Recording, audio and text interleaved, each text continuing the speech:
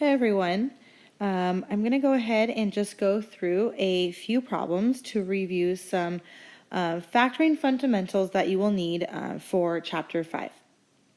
So if we look at number 1, we have 3x plus 9. 3x plus 9 is just a binomial, and all we need to look for in this particular case is the GCF. We always want to look for that anytime we begin factoring.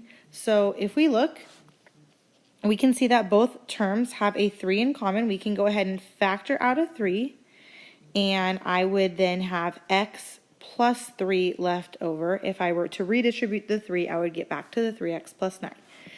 Okay, so we're going to go ahead and move on to number 2. So looking at number 2, you will notice that all 3 terms also have a GCF. All of them are divisible by 2, meaning that we can actually factor out a 2. And so if we factor out a 2, we can go ahead and rewrite what's left over, which is x squared minus 3x minus 18. And then inside the parentheses, we have a trinomial. Typically, trinomials will factor to 2 binomials. So we can go ahead and set it up like that, and since this trinomial inside the parentheses has a coefficient of 1 for the x squared, we can just simply think of factors of negative 18. So factors of negative 18, so what multiplies to be negative 18, that then adds to be negative 3. And most of you can probably figure this out in your head, but if you want to write them out, you have 1 and 18, 2 and 9, and 3 and 6. And since it has to be multiplied to be a negative 18, one of these has to be negative, and we need it to add up to be negative 3. So this last one here, if we had positive 3 and negative 6, that would multiply to be negative 18. So we can go ahead and write x plus 3 times x minus 6. And if you were to FOIL back out the x plus 3 and x minus 6 and then redistribute the 2, you should get back to the original problem. Moving on to number 3, we have 6x squared plus 7x minus 20. You'll notice that this one's slightly different from number 2 in that there is no greatest common factor that we can factor out. So in this case, we have to factor this into 2 binomials that with that leading coefficient of 6. And so if you think of factors of 6, we have like 3 and 2, but we also have 6 and 1. And so some of you are really quick at math and you can figure out all the things that multiply to be negative 20, and you can just try them out in these parentheses until you figure out when your outside and your inside get to 7x. Maybe some of you struggle a little bit with that, and so I'm just going to show you a little method that you can use to factor anytime that you have a leading coefficient other than 1.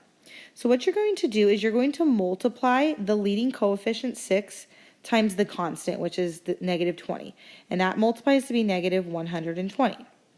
And then what you need to do is you need to figure out what are factors of negative 120 that add up to be 7.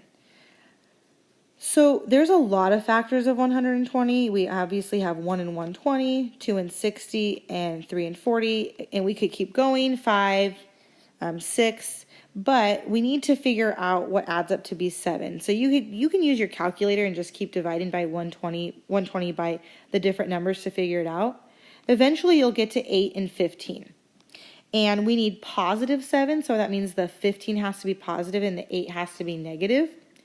And so you're going to rewrite the middle term using those two numbers. So it's going to look like this. You're going to have 6x squared. Then you're going to take that negative 8x and positive 15x and write it all together because we know that would add up to be 7x.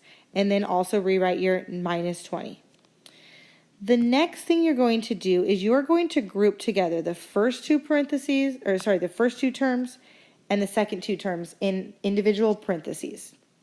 And then from there, you're going to factor out the greatest common factor from each of those sets of parentheses.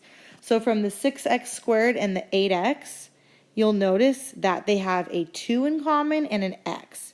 So I'm going to factor out the 2x, and then we have 3x minus 4 left over.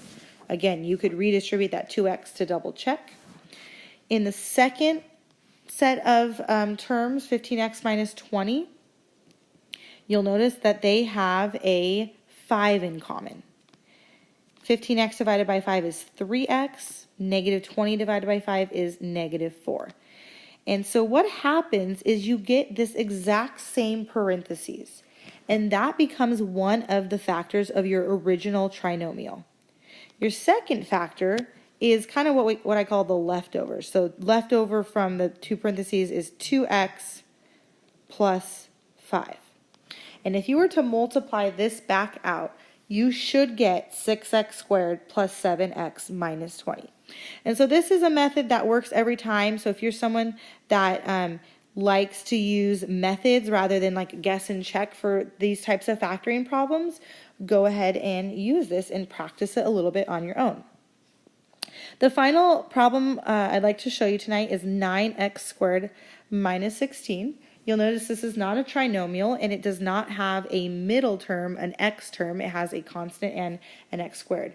And you'll also notice that all three parts of the 9, the x squared, and the 16, they're all perfect squares.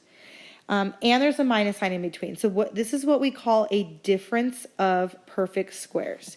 A difference of perfect squares always factors to two binomials, and you just square root each term. So the square root of 9x squared is 3x. We're going to put that at the beginning of each parentheses. And then the square root of 16 is 4. That goes at the end of each parentheses. And then each parentheses gets the opposite sign. So one gets a plus, one gets a minus. It doesn't matter which order. And then again, if you were to FOIL this back out, you would notice that the outside and the inside cancel, and that's how we end up getting 9x squared minus 16. Please note that 9x squared plus 16 is not a difference of squares, and it is not factorable. So this only works for the minus, for the difference. So hopefully that helps review a few methods for factoring as we move into chapter 5.